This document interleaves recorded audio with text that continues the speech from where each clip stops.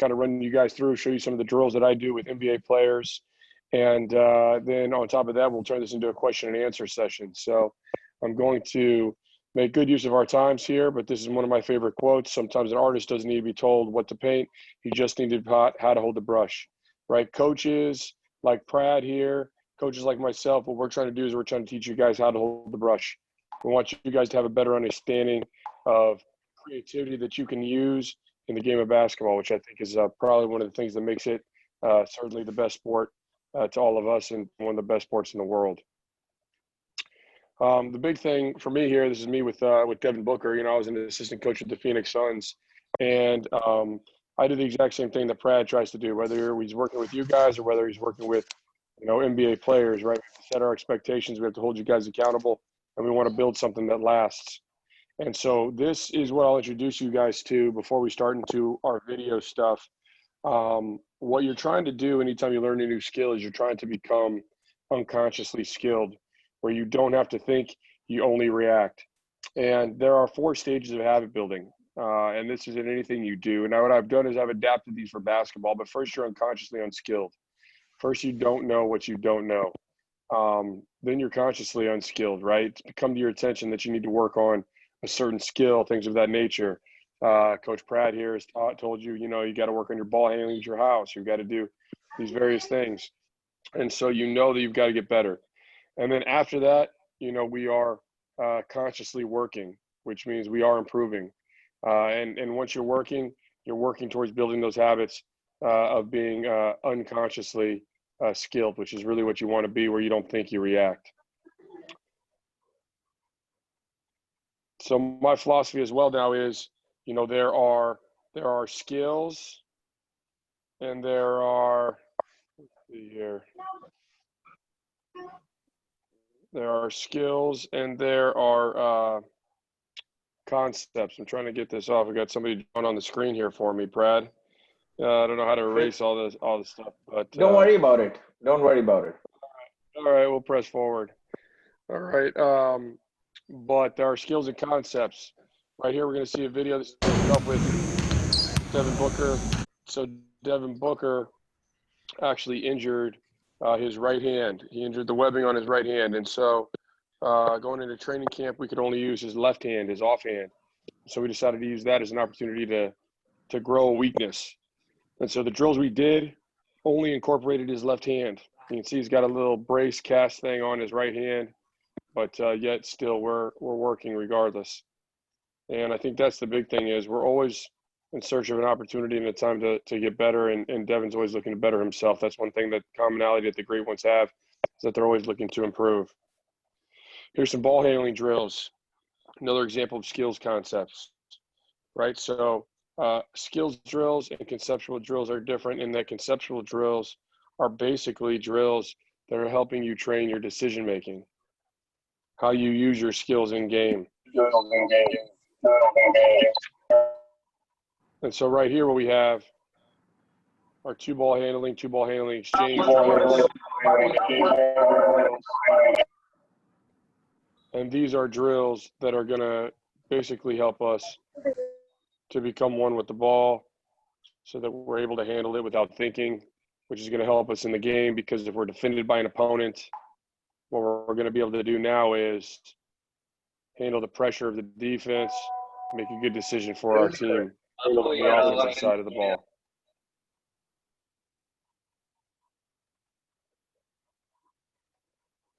These are the same drills that I've done with guys your age, young players, players of all levels.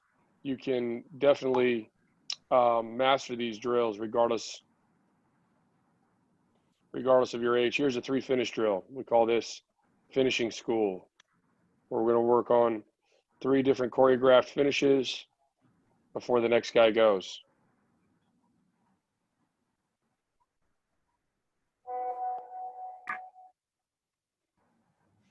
This is Bruce Brown. He plays for the Detroit Pistons. Antonio Blakeney, Chicago Bulls. So these are NBA players right here doing these drills.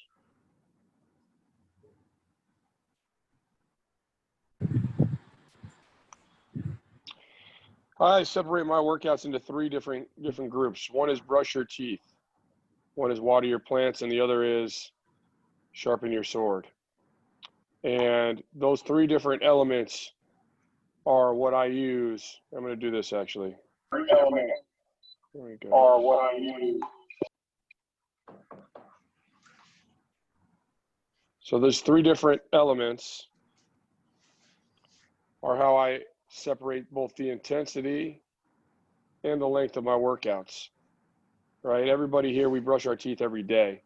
Nobody really gets excited about brushing our teeth, but it's something that we have to do. So if you want to be a great basketball player, there's certain things you got to do every day. You can't get bored with the basics. You can't get bored with success. So this work here is work that I do with Devin Booker every single day. We brush our teeth. Then there's water our plants.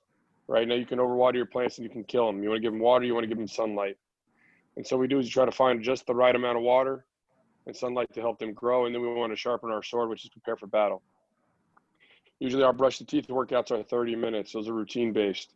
They don't change, right? A calibration, kind of like a video game where you're just working on things that are already in your game. Watering your plants, again, is really reps based. That's where you got to get in the gym and we got to shoot. Or you want to become a better shooter, shoot 1,000 shots, make 1,000 shots. And a lot of times during the season that happens after practice. And then sharpen your sword is our full contact, decision-based, skill and read focused workouts. And these workouts are looking to add to your toolbox. We're trying to put a new skill with what you do. This is an example of brush your teeth work right here. So we did this every single day with Devin Booker. Before he does anything else on the court, this is what he was going to do. Every single day, every single practice. I'm not going to get bored with success right here. And this is something that obviously you guys have all probably done, right? Whether it's spot shooting or ball handling.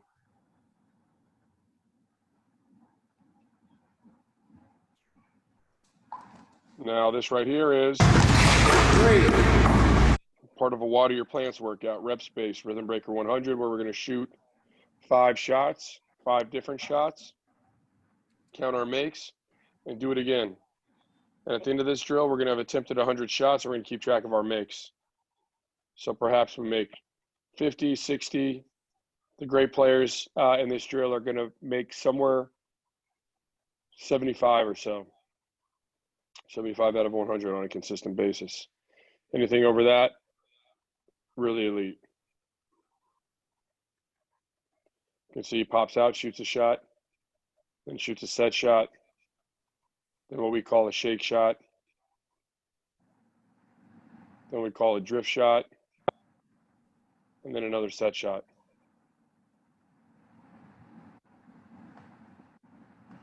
The thing I always do is I like to layer my teaching multiple action drills. So with my drills, you're going to do a lot of different things on one rep. We're also going to work on a lot of passes. We're going to pass off the bounce, off the catch, off the pick and roll, out of the post. We're going to Euro step. We're going to pass with our right hand. We're going to pass with our left hand.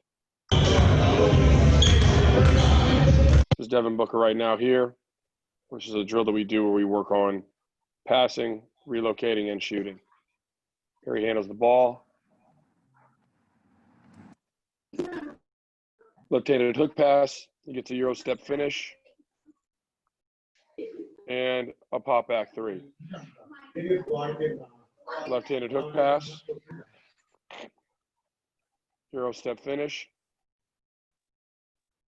Relocation 3. 3 different elements to what we're doing. 3 different elements to what we're doing. Josh Jackson right there now with the Memphis Grizzlies.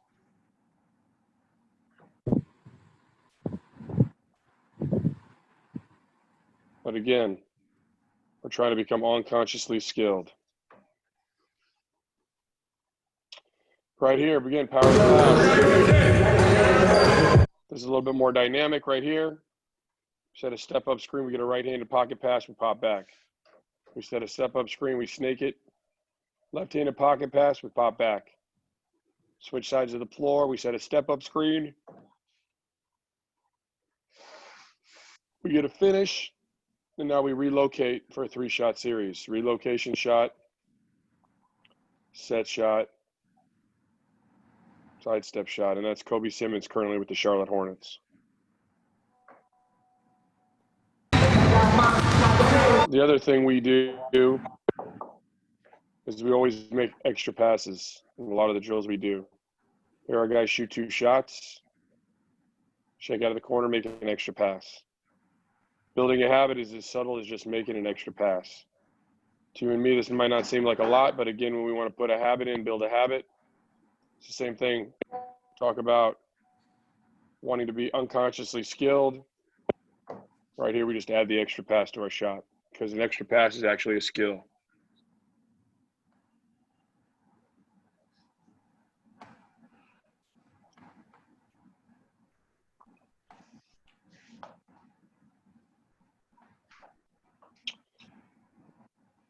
Now we talk a little bit about video and taking video to the floor. The other thing that we do oftentimes is we watch and evaluate current NBA players. This right here is going to be Bam Adebayo.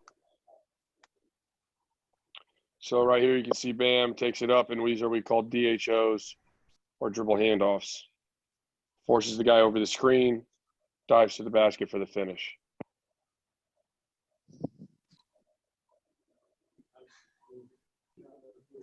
There he hits and holds the screen. Same concept.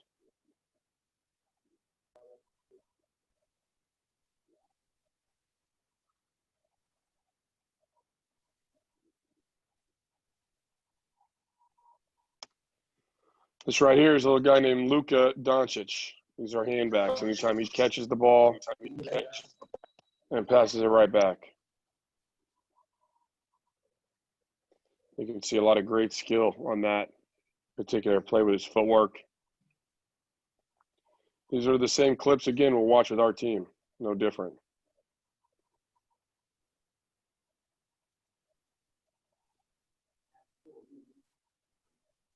There's a right-handed hook pass, right on the money. And this guy's a wizard with the ball, right? So that's what we talk about, being able to pass with both hands. Luke is able to do that. Look at the touch on that pass right there. Just floats it right up. Again, these are things that we're looking to work on in everything we do. Things that we're looking to work on.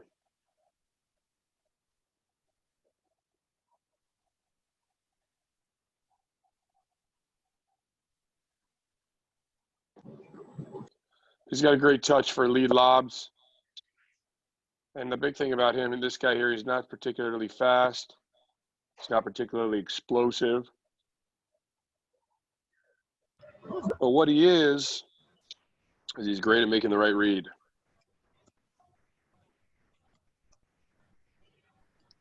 Really, really good at making the right read. Look at those passes. So that's huge. This quote right here is how I feel about it, the game of basketball, right? Stay stubborn with your goals, progressive in your methods. Always be looking to find an edge to get better. Decision-making is the last element of player development. And this is how we teach decision-making right here. This is one of our multiple pass drills where we drive, we kick, we make an extra pass. I throw another ball in there. And we make a side step 3, and then after that we play one-on-one. We like to add one-on-one to a lot of our drills because at the end of the day, you got to be able to make a quick decision with the ball in your hands. You can see our beautiful facility we have here. It's one of the best in the country.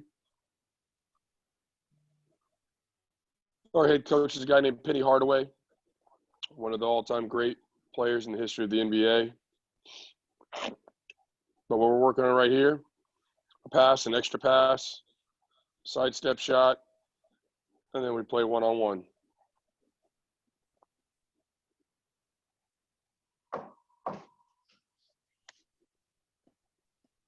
Same concept here, except instead of making that pass to the corner, we're making the pass to what we call the high quad, but then the same series works.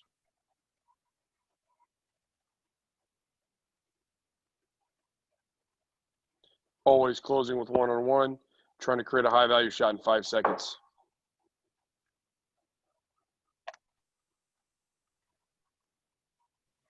what you can see with our players, they're locked in, they're intense, they're focused. We've got our coaches out there playing defense. My general philosophy on that is bones over cones.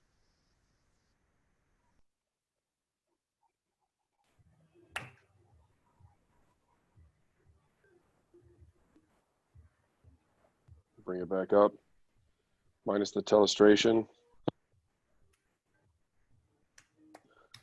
All right, I think we are almost done. Yep, so that's the end anyways there of the video portion, guys. Prad knows me well.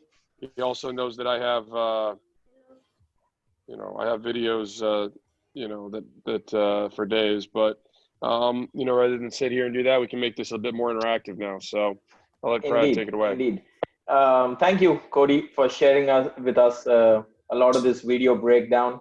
We're at a very nascent stage in India in terms of video breakdown, but we are getting better. We're learning. I'm breaking down some film nowadays just for some EuroLeague players and trying to help players understand what it takes to play at the next level.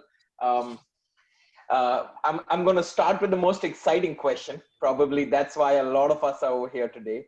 To know about your experience working with Devin Booker, James Harden, Chris Paul, and a bunch of other athletes. If you could talk about a little about what you saw in terms of the difference between them and the other athletes which you worked with in terms of what makes them so unique.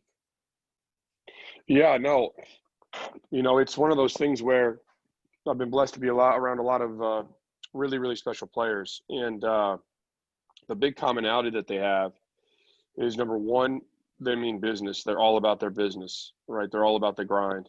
And, for instance, but they go about it differently, right? So James Harden and Chris Paul, I got to work with both of those guys, uniquely different. And what I saw and observed during my time working with them was that they're common yet different in how they approach the game and how they approach their day. For instance, I try to be the first one over to the Toyota Center where the practice court and the arena is. And, Chris Paul would darn near be the second to be me, Matt Brazzi, and then Chris Paul would be. And then just not long after that was James Harden. But James Harden has kind of a body that, if he didn't do a lot of calorie burning, things of that nature, he could be in danger of gaining weight and then injury. Chris Paul is getting older. So when they walked in the building, they both got their work done. But Chris Paul, for instance, had a special breakfast prepared, special shake. He went to the massage therapist to get stretched out and do things of that nature to get loose. He would do so many different things before he even considered touching a basketball. And on the flip side, James Harden would get on the treadmill and he'd run on the treadmill and he'd burn calories, right? He'd get his cardiovascular up before he touched the basketball. Both of these guys were in the practice facility for at least an hour and a half before they actually walked on the basketball court to take part in the practice.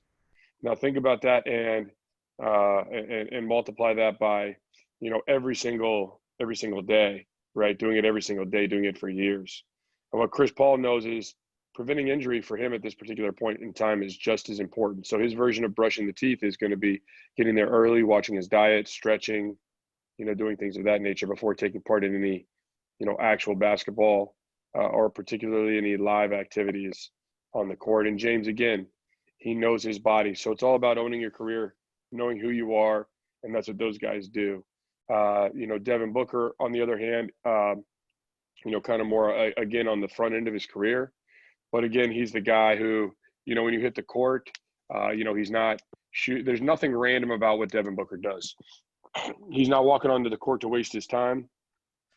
He's not going to walk onto the court and take random shots all here or there, do all that stuff, shoot a bunch of half-court shots. No, he's going to get right down to business. And, what all three of those guys like to do as well after practice is play a lot of one-on-one.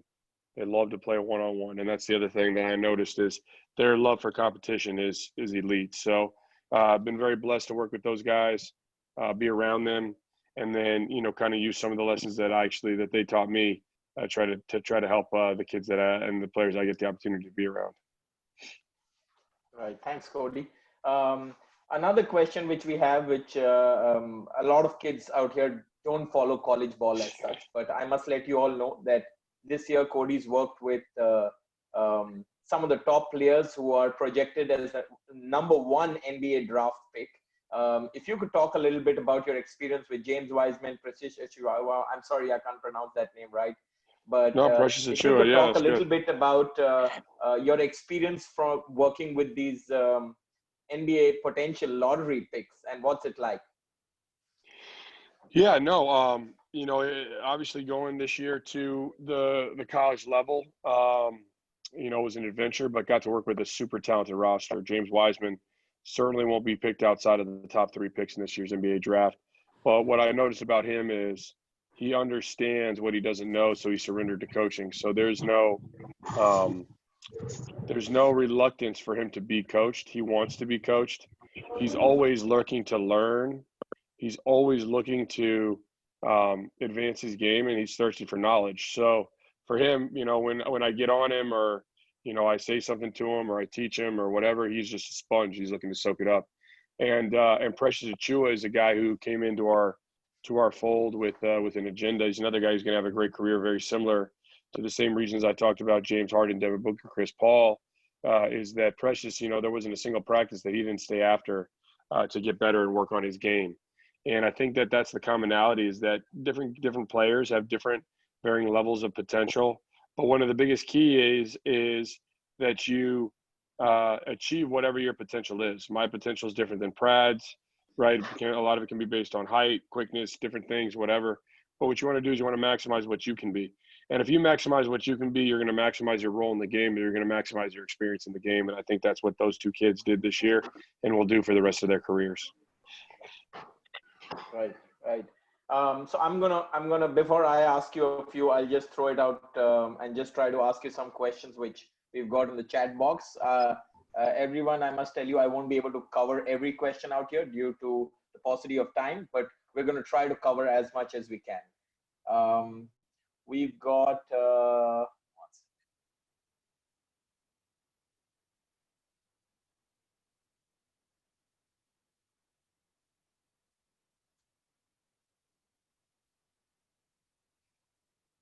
okay, I'll start with this one. We've got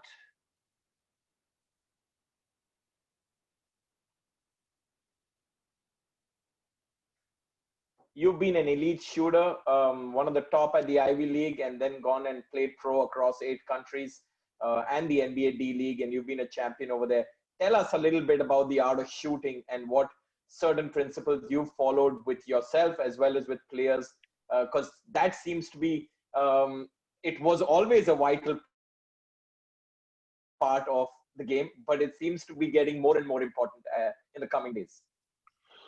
Shooting is probably the most important skill now on a basketball court, to be honest with you, right? If you're not super tall or super athletic. So to me, I think the big thing is that it's all routine based. The ability to shoot the basketball at a high percentage is all about being able to repeat the same form over and over and over again, right? If you deviate from your form, your results are going to deviate. So first and foremost, it's about finding what your shot looks like. And once you know what your shot looks like, you've got to rep it out, right? Until you can do it under the hardest of circumstances. And that's what we try to do with a lot of our brush the teeth work, is to help these guys find their shot, help them find it, help them own it, and then help them repeat it. And the biggest key is if you can repeat it again in the heat of the moment in game, those are the guys who truly become great players. Mm-hmm. Mm-hmm. All right, thanks, Cody. We have a question from Coach Vivek Pandey. There are concepts of lifting from the corner and filling the corner under dribble penetration. Which one do you do when, or are these 2 different concepts that can't exist together? So when the ball is going away from you, you come out of the corner because your defensive player has gravity. He's going to pull in, and so that's going to open up a throwback. When the ball is being driven towards you, all right, specifically on the baseline side, like we saw some of this stuff, that's when you drift to the corner. So we do want the corner to be occupied as much as we can. Occupying the deep corners is huge, but knowing when to come out of the corners is just as important as anything. And coming out of the corners is something that you're going to want to do again when the ball is going away from you. And on the flip side of that is, you want to make sure you hit the corner, when the baseline drive is coming. Right. We call that a drift. And then coming out of the corner, we call that a shake. Right. We've got a question about how do you keep players, from Alpana Singh, how to keep the teams motivated after losing consecutive games? Yeah, I mean, some coaches come in and they think that, we're going to be able to yell and do all that stuff. But I think to me, the best strategy is maybe to go see a movie, go break bread, go do a team event, go play laser tag, go do something like that, right? Paintball, go have fun, because at the end of the day, you know the level of your team. If you're losing games that perhaps you or everyone else or the media or the entire world thinks you should win, sometimes it's better to step away than to continue to try to pound on that stone that for that particular point in time, might be counterproductive. All right, we've got a question from 3BL Pro player. We've got a semi-pro league in India now for 3x3, and he's considered one of the top players, Dhruv Burman.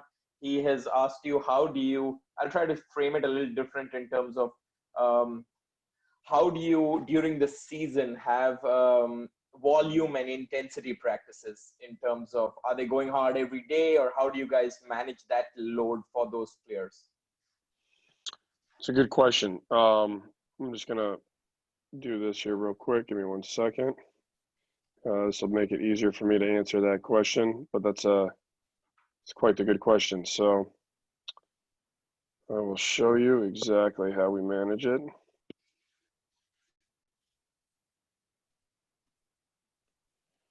All right. So this is the gist of how we manage it. You can see this report here on the right. What we're going to do is we're going to calculate who our next opponent is. We're going to calculate their speed and their intensity on offense and defense based upon how many possessions per game are anticipated to have with them. And then basically our training department will make a recommendation for the length of today's practice. And this particular one, the day before we were going to play the Sacramento Kings, was recommended to be 60 minutes or less.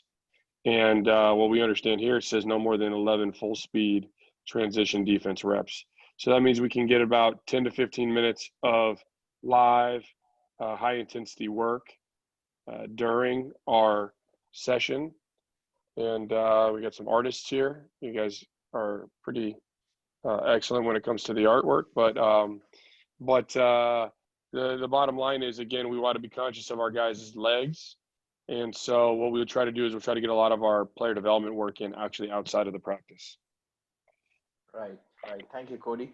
Last few questions before I ask you a few to finish the session off. We've got Saurav Sarkari from LNIP Gwalior. His question is about recovery. You guys are playing so much in such a short amount of time. There is a lot of injury, and how do players manage it, and what have been certain key principles which you have seen work with players? Yeah, no, it's a really good question, because to be honest with you, in order to stay at your best too, you've got to know when is too much, what's the right amount, and you've got to know how to make sure that your body's prepared for the next day. So our guys, I mean, we've got all types of different technological tools here. We've got hot tub, cold tub, steam room. We've got an underwater treadmill. We've got recovery boots. We've got game readies. We've got all types of different stuff. However, the general rule of thumb is, after a game, one of the best things that you can do is you can ice. And whether you take a cold bath or throw ice cubes in a bath and sit in it. Our guys have a cold tub. I get into it all the way up to my chest, and it's really cold. But if you can, then the day after the game, one of the things that we found has been highly successful is to go cold and then hot, right? And it's hard to do this at your house. It's hard to do this without the proper facilities. But what we have, our guys will sit in the cold tub, and we'll sit in there for 5 minutes, and then we'll go into the steam room for 5 minutes, and then we'll go back to the cold tub for 5 minutes, and then the steamer for 5 minutes. And basically, what we're going to do is we're going to get that lactic acid out of the veins, and it's really going to help with the recovery process. And the next day, you're going to feel like $1 million. So there's some different things that you can do, but also really important is going to be stretching, warming up, and cooling down. And don't ever discount those, because specifically the older you get, the more important those become. Right. One of the coaches had a question, Cody, who might not be here today. Is a very well-known coach in India. He spoke about girls and shooting form, and somehow we've not got it right, or we're still trying to get it right. If you could tell us a little bit about that, what you've noticed, whether it's a 2-foot or it's a 1-2, and what have you seen in terms of girls being able to shoot effortlessly, I would say so. Yeah, I think that to me, again, legs are huge. The foundation is everything, right? So if you've got legs, from there, everything else is going to work itself out. Position for the short players. One sec. And yeah, go ahead, Cody. yeah, and so to me, to be honest with you, right, if you don't have a good foundation, it's always going to be difficult to shoot. It's always going to be a struggle to shoot. And one of my biggest recommendations is to really train those legs early on when you're younger, but even continue training them to this day with our guys through our shooting progressions. As it pertains to females versus males, to me, again, it's a fine line, right? You want to reduce the dip, but you also don't want them to be too mechanical. And, to me, what I found, though, is the ladies are getting far more athletic generation by generation. And so they're having a far easier time, kind of with some of these concepts. And that's been great to see. But when it comes to it, you want to reduce the dip. But, again, you don't want it to be too mechanical. It's got to feel comfortable. If it doesn't feel comfortable, it won't be repeatable. So, to me, again, you've got to find each person has a different shot, whether you're male, female, tall, short, things of that nature. But it all comes back to your shooting progressions and finding your shot and owning it.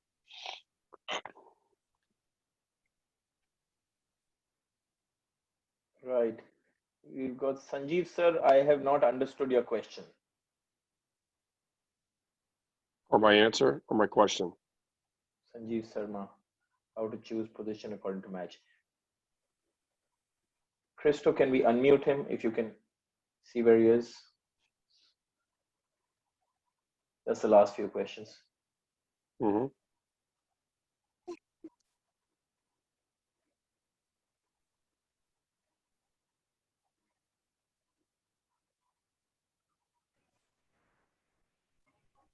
Senthur, did we get your question?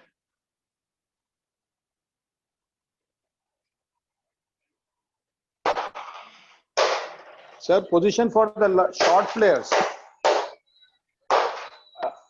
Are you asking about what should be the offensive concepts when we have a team which has short height? Height is 5'10". Yes, so you're asking, okay, so I'll try to reframe it, Cody. We have a lot of players who are very short in comparison to international basketball. Christo, are we, okay, yeah. So we have a lot of players who are very short in comparison to international basketball. If you could tell us a little bit about what would you be looking at with a short team, such as high efficiency on transition, extremely good efficient shooting, what all are you looking at from a short team when they're playing, when they're undersized? Saddam Singh's not undersized, right? No, I'm kidding. But what I'll say to that is, number one, right, you're going to have to focus on the defensive glass, right? So defensively, you can up the pressure. Usually the taller players, you can try to force turnovers, things of that nature, and then making sure that it's all 5 guys rebounding. And on the flip side of that, if you lack size, usually you have speed. So if you have speed, I think definitely attacking the defense in transition is the way to go, because anytime you can get out and run, take advantage of cross matches, take advantage of guys buddy running back, then you're going to have the best opportunity to create a high value shot without them getting set. And now you can obviously attack them without their big guys under the basket, things of that nature. Concept I'm always looking to do is called pull the goalie, X5, the defensive 5-man, if that's usually going to be the biggest player. Run all of your actions to try to pull that player above the foul line. Right. Thank you. Yeah, I think we're done. We have a lot of kids out here. We'd love for you to give them some inspiration and talk about their dreams and what it takes to play at the next level. Just a few words from you, Cody, about what these kids need to do and how basketball is growing. And then I'm going to tell something exciting about something coming up from Dribble Academy. Yeah. So to me, number one, you've got to have a passion for what you're doing. So if you love it, then obviously you're gonna put everything you have into it. And once you've got a passion for it, right, you've got to pursue it, right. So you've got to take action steps. So I would encourage all of you guys, right, to get better, to do what you can every single day to maximize whatever your talent level, your ability level is. And then the last thing is you got to be persistent, because I'm telling you, at some point in time, somebody's going to tell you you can't do it. I don't care if you're in my position or an NBA player. First time when I first met Prad, I was not an NBA coach. I was just finishing my career and training with Gannon, and I set a goal that he very well knew was to get to the NBA, and in 5 years I was able to do it, and the main reason I was able to do it is staying persistent when people said I couldn't do it. So to me, that's big. And one of my favorite things is called the Stonecutter's Credo, which is basically says, you're going to pound the rock, pound the rock, pound the rock. And the biggest thing is that a lot of people are going to give up along the way, right? And eventually, right when you think there is no hope is when you're going to break through if you keep pounding the rock. But a lot of people have walked away at that point. And when you do break through, because you kept pounding the stone, you have to realize that it wasn't the last hit of the rock that broke the stone, right? It was all of those pounds that came before. So you just chip away little by little. You can really have a significant impact, and you can really make big strides on your goals. Right. Thank you, Cody. Just to end it, we'd like to let you know, in case you require any guidance, you can reach out to our Instagram page on Dribble Academy, and we would be more than happy to see your videos, see your skill sets, and guide you in whatever way we can. Lastly, we'd love to let you know that we're coming out with the Center of Excellence for Basketball, a facility where kids from all across the country can come, live, train, and get the best training possible, which is currently lacking in India. So we're trying to bridge that gap, and we'd love to help you all out in whatever way. Special thanks to all the coaches who have gotten all their players, young kids, and everybody else who's made this possible. I'd love to thank HCL Foundation as a collaborator, which without whom this would not have been possible. Thank you, Cody, and we look forward to having you in India post-COVID. Yeah, I can't wait to get out there, guys. Thank you guys so much for your time. Appreciate you guys. Everybody be safe. Thank you, Cody. Take care. Bye-bye, guys. Thank